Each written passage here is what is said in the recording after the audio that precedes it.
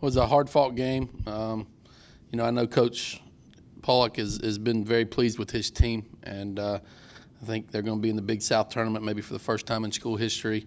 And I see why. They got some physical, fast-twitch guys that can do some things. And I'm just glad to get through the game with the win. They were very difficult to score against. They were very unorthodox in the way they pitched to us. Our guys weren't used to a lot of that, and in the way that they pitched. But you got to give those guys credit. They pitched extremely well.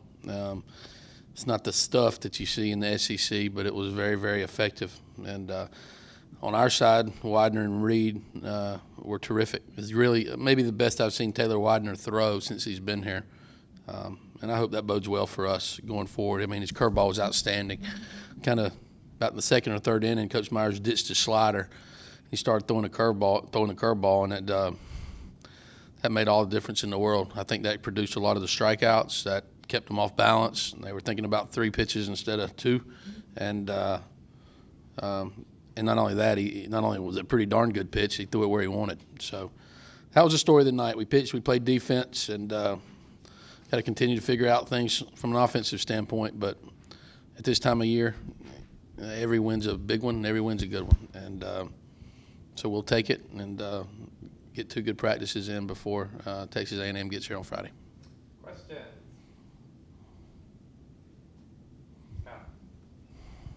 With Taylor, after a solid outing last week and obviously tonight going deep into the game, do you feel like he's finally coming around and becoming? I mean, I was as good as he's thrown. I mean, and the thing, I was 12 strikeouts and no walks. I mean, that's a dominant outing, and I hadn't seen him locate and get that many swings and misses as he did tonight. And I think it was all because of his location and his curveball, and he pitched ahead in the count. And it was, again, he's been here 3 years, and that was as good as I've seen him throw. And that certainly makes us eager to put him back in the game, the next opportunity. And I doubt he'll be ready this weekend, maybe on Sunday. But who knows? We'll see. And just kind of follow up on that same line of questioning, looking ahead to postseason, based on his performance, could he be that 4th starter that you would need when you get into long tournament play? You don't ever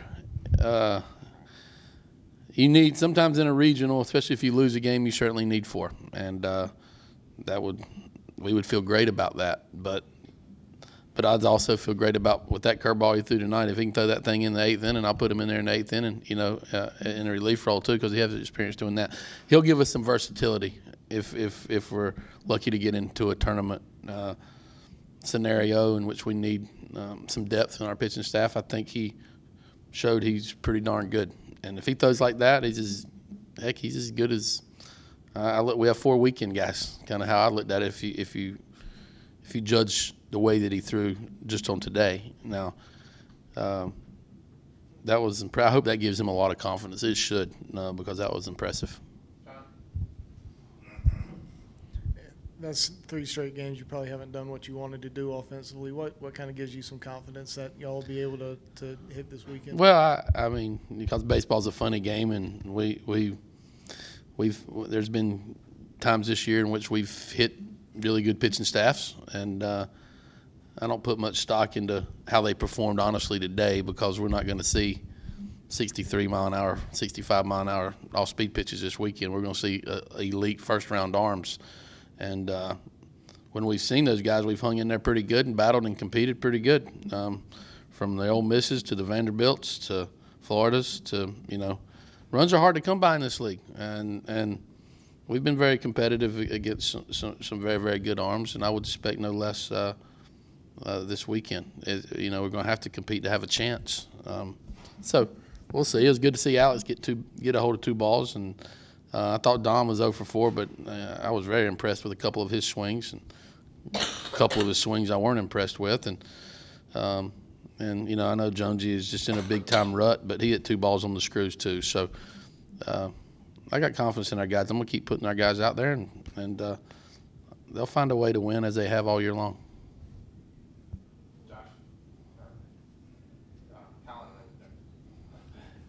Yeah. Chad, before you took this job, how much did you think about the reality of following Ray Tanner and more generally just the guy who did what Ray Tanner did in the job? Honestly, I'm here because of Ray Tanner. I wasn't consumed or worried one iota about following him. You know, a lot that's for you guys and for the fans and say, oh, you don't ever follow a legend. Too big of shoes to fill.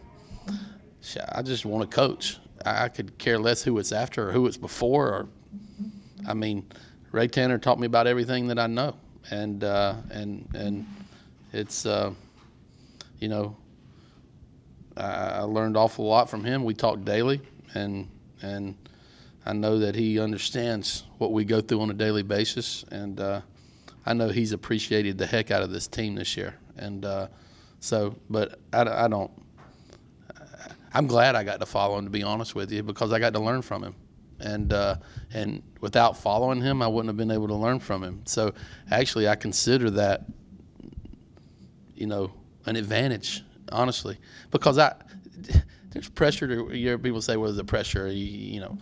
There's pressure if I follow Ray Tanner or follow anybody. It's South Carolina. If you coach anywhere in the SEC that's got a $40 million stadium and has had great success and great tradition, there's pressure. It doesn't mean who the coach was. There's going to be pressure. So I consider it a feather in my cap, to be quite honest with you, that I get to follow him, because he gave me a wealth of knowledge to go on, and I've never looked at that as a burden. From a perception standpoint, do you feel like you and other guys who follow a guy who's done what he's done suffer in any regard, though? Or do you think about that at all? I just do the best I can every day. And, you know, I've been lucky to be here 4 years. We had a tough year last year. I'm proud as heck of my first 2 years here. Last year was a struggle for me, and I'm sitting up here as, you know, extremely lucky to have coached this group this year. And the season's not over, and there's probably going to be some bumps along the way. But I'm proud of what they've accomplished and how they've represented this school, both on and off the field, and the way that they've played. And, you know, so I learned a lot last year, and I think actually it made me better prepared to coach here going forward. And because, you know, it's a privilege and an honor to coach at a school that loves baseball, and the fans love baseball. You know, and we got 7,000-8,000 fans come to our games, and, you know, there's some that get mad when you lose, but, you know, that's okay. They care. And it's great to coach at this place that the people care. And because there's a lot of baseball programs out there that not many people care. And I'm lucky that I get to coach at a place where people have passion and care. And they get mad, they get mad. You know what? They ain't madder than I am. I mean, they're sitting on their couch eating chips and drinking Cokes, and they're mad. We've invested every single ounce of energy we got, and we're a lot madder when we have a tough one. And but I'm awfully lucky. I'm awfully lucky, one, to have learned and keep learning from Ray Tanner, and then two, that I get to coach at a great baseball program, a great university, with people that understand the sport, and people and fans that are passionate about the sport. I'm awfully blessed. Go back to tonight's game with Alex Destino. Even though when the offense seems to be struggling, he seems to always have a good game. Just what's he meant to this offense this season? Well, I mean, he's been the most consistent guy in the middle of our lineup all year long, and he's a threat. Every time he swings the bat and hit the ball out of the park, as you saw tonight. And if we can just get one more guy, you know, or two, that are hitting around him, we'll score some runs, and I think we'll score some runs in some bunches. But right now we don't have that guy around him that's just, you know, wearing it out. And we need one guy to step up. And we got a lot of talent that somebody can do it. And heck, maybe, you know, maybe there's one or two on the bench that I'm not putting in there that can do it. And I told him after the game today, you know, I got to put some other guys in there and give them a couple of chances here. I don't think we're sitting here 37-11. Our team ain't broke. And I'm not going to certainly abandon ship just because we struggled scoring runs in the last 4 or 5 games. You know, I'm not going to throw kids over the bus that have gotten us into this position. That's one thing I am. I'm a loyal guy. And people want me to be outside of John Jones's corner. I can assure you I'm in his corner. and I'm going to be in his corner until the last pitch is thrown, because we wouldn't be sitting here 37-11 without John Jones. And people that don't want me to play him, they can. I'm at practice every day. I know how hard that kid works, and if I lose with John Jones in the lineup, I'll lose with John Jones in the lineup and feel good about it, because that dadgum kid, you wait, he'll get hot. He'll get hot before the season's over, and all of a sudden he can put the team on his back like he did early in the year. And I have a feeling that's what's going to happen. And he certainly wouldn't do that and have that opportunity if I was sitting him on the bench. So I believe in our players, and I got 10 or 11 that I want to start every game. Unfortunately, I only put 9 in there. But all those 10 or 11, they're going to get their cracks. They're going to get their chances, and hopefully they'll help us win. Madison's gotten a string of games here. What have you seen out of him that you like? And offensively, it seems like he's gotten more comfortable overall. He's he's a threat offensively with strength and bat speed, and he can run a little bit, and he's athletic. And saw flashes of it in the fall, and then obviously he got hurt. But if he didn't break his foot, he might have started at third base opening day. And then kind of because he was swinging it so good in January, and I was thinking about DH and Jonah. I mean, before I knew, because we didn't know how good Jonah was defensively. So it's crazy how things change in this game. But Madison is one of our better athletes and better baseball players from a bat speed standpoint, strength standpoint, speed standpoint, and he's a threat in there. And I've given him some consistent at-bats because, one, he didn't get them early in the year because of his injury, and two, I wanted to see if he can get comfortable and then be another threat for us in the middle of our lineup to make our team better. And when he's swinging it well, we're certainly a better offensive club.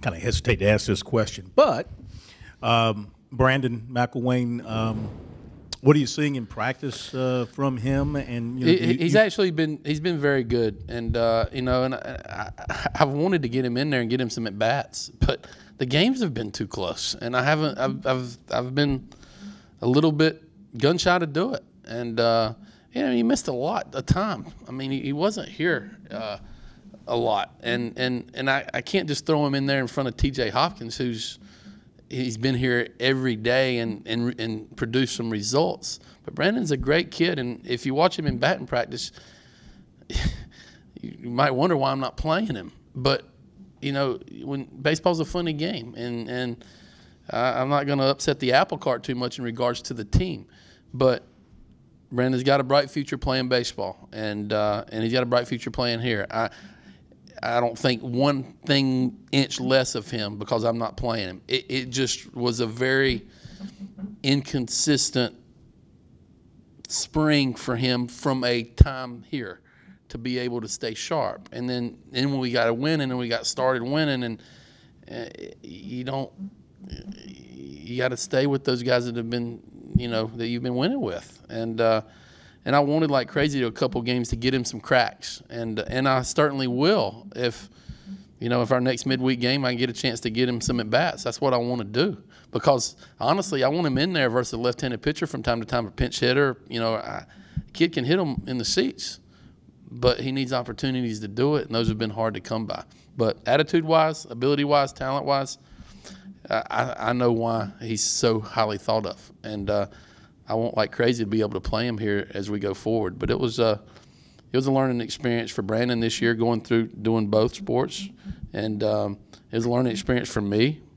And I think we'll both be better at it, next time around. Just a quick follow-up, knowing that the scenario is not going to change much next year because he'll be going through spring football practice, and you'll still have a very talented team with a lot of quality players. I mean, what would be different next year? We'll just see. We'll just see. I mean, we'll just take it one year at a time, and you never know what could be different. I mean, so we'll see. Maybe the practice days fall on different times than they did. Who knows what the schedule is going to be and what our midweek schedule is next year. It wasn't anything in particular other than there was some times when we played the baseball game that he had to be at some football stuff, and that's he's on football scholarship. We knew that when we signed him up, and maybe next year it's a little bit more balanced. Who knows? And maybe his responsibilities aren't as high next year because he's been through he knows the system. He knows all the things that he's got to learn to be the quarterback here, and you know, maybe he has more opportunities to be down here some. Who knows?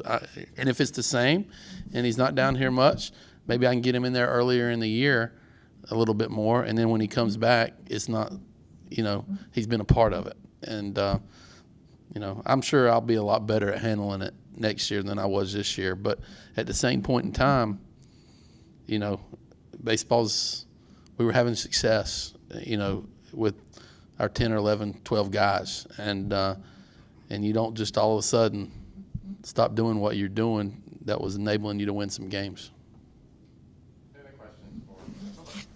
Thank you.